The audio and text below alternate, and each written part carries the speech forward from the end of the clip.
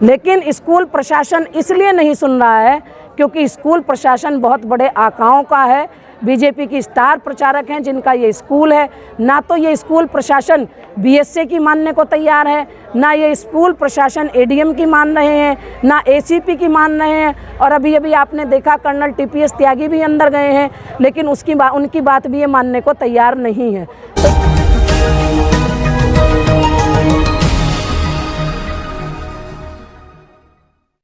नमस्कार, मैं सुशील बोध और आप देख रहे हैं मेरे साथ न्यूज इंडिया राइट चैनल। चलिए डालते हैं आज की खास खबर पर एक नज़र। आपको बता दें, गाजियाबाद डीडीपीएस संजय नगर स्थित स्कूल पर पिछले 2 दिनों से धरना प्रदर्शन जारी है, जो कि गाजियाबाद पेरेंट्स एसोसिएशन द्वारा व स्कूल में पढ़ने वाले बच्चों के पेरेंट्स व बच्चों के द्वारा दिया जा रहा है। आपको बता दें, आज का धरना व एक रोड शो अनोखे तरीके से निकाला गया है। चलिए जानते हैं कि किस तरह से यहाँ पर जो पदाधिकारी हैं या जो धरना प्रदर्शन पे आए लोग हैं, जानेंगे उन्हीं से, उन्हीं की जुबानी।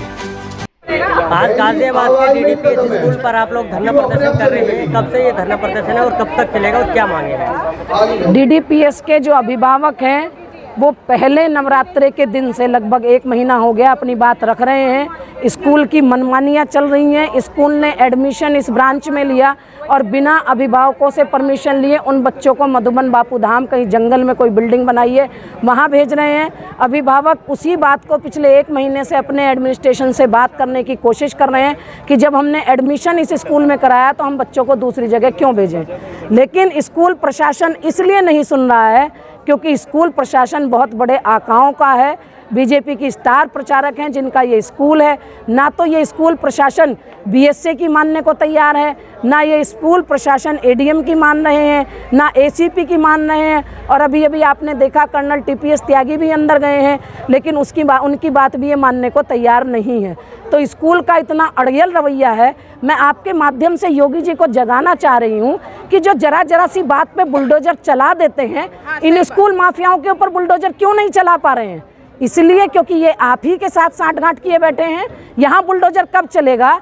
क्या सिर्फ राजनीति हिंदू मुसलमान पर और मंदिर मस्जिद पर ही करेंगे? शिक्षा के क्षेत्र में कुछ नहीं करेंगे? आपकी कब तक चलेगा? देखिए, यहाँ धरना प्रदर्शन पे जो लोग बैठे हैं वो ना तो कोई नेता है, ना उनको इलेक्शन लड़ना है, उनको कुछ नहीं करना है। ये सब अभिभावक हैं, सब अपनी नौकरी करते हैं, अपनी नौकरी की छुट्टी कर करके यहाँ बैठे हैं। कोई प्लानिंग नहीं है। जब तक ये डीडीपीएस रूपी भैंस सुनेगी नहीं, तब तक यहाँ बीन बजाते रहेंगे अभिभावक। सर, आपसे जानना चाहेंगे, आज डीडीपीएस स्कूल में धरना प्रदर्शन हो रहा है, क्या है वजह? ये धरना प्रदर्शन कल से चल रहा है। यहाँ 6ठी और 7वीं क्लास के 350 बच्चे थे। जो 350 बच्चे उनको यहाँ की फ़ीस ली गई, यहाँ की ड्रेस दी गई, यहाँ का बैग दिया गया और उनको मटियाला एक गांव है, वहाँ इनकी कोई ब्रांच अभी खुली है, वहाँ पर भेज दिया जाता है विदाउट परमिशन। पेरेंट्स की कोई परमिशन नहीं ली जाती है, फ़ीस यहाँ की ली जाती है, भेज गांव में दिया जाता है। तो ये भाजपा का रवैया दर्शाता है कि जो बेटी बचाओ बेटी पढ़ाओ का नारा है भाजपा का, बेटी तो कर्नाटक में बच नहीं रही है और जो बेटी है वो यहाँ संजय नगर में पढ़ने के बजाय, पूरी फीस लेने के बजाय उस बेटी को गांव में भेजा जा रहा है। तो ये इनका नारा, जितने सारे नारे भाजपा के झूठे निकले हैं उनमें से एक नारा है। इलेक्शन अभी बाकी है, सिर्फ 2 फेज इलेक्शन हुआ है। इनको जनता को ये दिखाना है कि आपका जो नारा था वो फेल हो चुका है। जितने नारे आपने दिए हैं एजुकेशन के बारे में, हेल्थ के बारे में, आपने किसानों के बारे में, आपने संविधान को ख़त्म करने के बारे में जितनी भी बातें कही हैं, उसके खिलाफ जनता अब सड़कों पे आ गई है। और जनता आपको इस बार आपकी सत्ता पलट के दिखाएगी। ये जो डीडीपीएस स्कूल है, एक कोई भाजपा की स्टार प्रचारक हैं उनका स्कूल है। वो ना तो डीएम की बात मान रही हैं, ना एडीएम की बात मान रही हैं, ना बेसिक शिक्षा अधिकारी की बात मान रही हैं। तो अगर एडमिनिस्ट्रेशन की बात नहीं मानेंगे, जनता की बात नहीं मानेंगे, तो उनको अपने मुंह की खानी पड़ेगी। इलेक्शन बाकी है, ध्यान रहे। पूरी नहीं होती तो उसके बाद क्या? धरना प्रदर्शन चलता रहेगा। इसके साथ साथ बहुत सारी संस्थाएं जुड़ेंगी, इंडियन मेडिकल एसोसिएशन जुड़ेगा, एडवोकेट एसोसिएशन जुड़ेगा और बहुत सारी पार्टी या बहुत सारी संस्थाएं सब जुड़ने को तैयार हैं अगर ये अपना डिसीजन चेंज नहीं करते हैं तो। सर, आपसे जानना चाहेंगे 1971 की आपने लड़ाई लड़ी, लेकिन अब देश के अंदर अलग धरना प्रदर्शन पर आप बैठे हैं स्कूल के खिलाफ, क्या कहेंगे? देखिए सर, हम सरहद के ऊपर मौत के खतरे के दुश्मन के सामने रहते हैं। किस लिए? इसलिए कि जो लोग हमारे देश में हैं वो सुरक्षित रहें, उनके बच्चे सुरक्षित रहें, उन्हें शिक्षा और स्वास्थ्य के लाभ मिलते रहें, उनकी खुशी के लिए तो हम बलिदान देते हैं।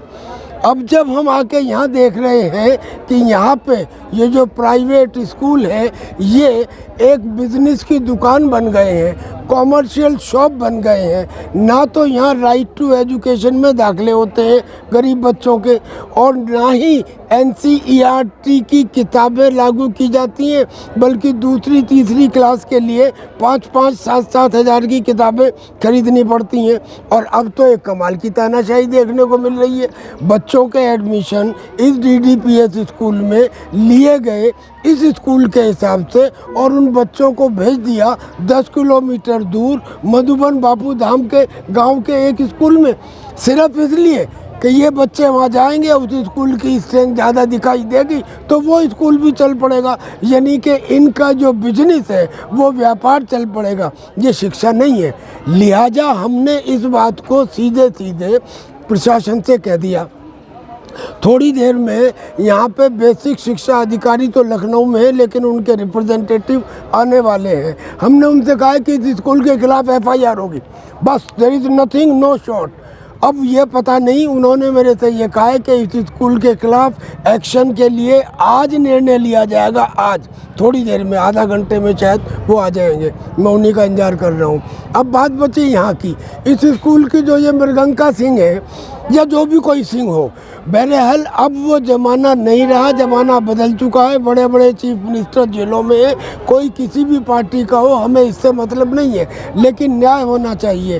प्रिंसिपल साहब के पास अभी मैं मिल के आ रहा हूँ तो प्रिंसिपल साहब क्या कहती हैं कि हम तो यहाँ 40-50 बच्चों को पढ़ाने के लिए तैयार हैं और जो लोग अपने बच्चों के लिए पैसे वापस लेना चाहते हैं हम देने को तैयार हैं। उन्होंने 2-4 केस बताए कि हमने उनके तैयार भी कर लिए।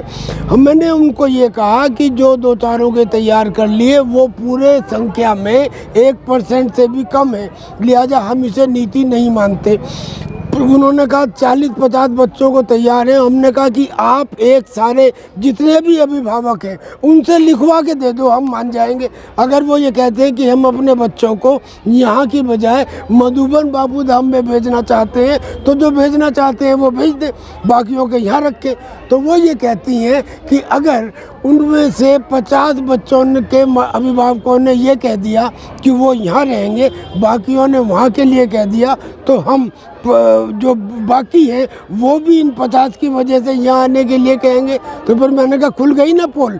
इसका मतलब ये है कि मरता क्या ना करता वाला एटीट्यूड है। थाने के अंदर अगर किसी आदमी से ज़बरदस्ती कुछ लिखवा लिया जाए तो क्या वो माना जाएगा? ऐसे ही जो बेचारे अभिभावक हैं उनके पास एक तो समय नहीं, बच्चों के डर की वजह से वो मान लेते हैं कि चलो यार यहाँ नहीं है तो वहीं कर दो। पर हमने आज इनको कह दिया प्रिंसिपल साहब को कि अगर मान भी जाता है प्रशासन और मान भी जाते हैं अभिभावक और मान भी जाता है GPA, हम नहीं मानेंगे।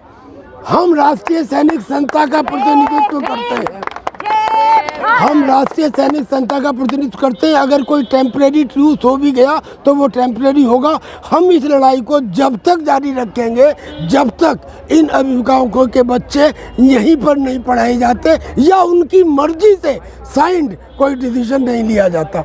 अब आप सभी से अनुरोध है, न्यूज़ इंडिया राइट्स को सब्सक्राइब करें, वीडियोस को लाइक करें, शेयर करें और कमेंट के जरिए अपनी राय दें। साथ ही बेल आइकन दबाना ना भूलें ताकि आप तक हमारे नए वीडियोस की जानकारी पहुंचती रहे।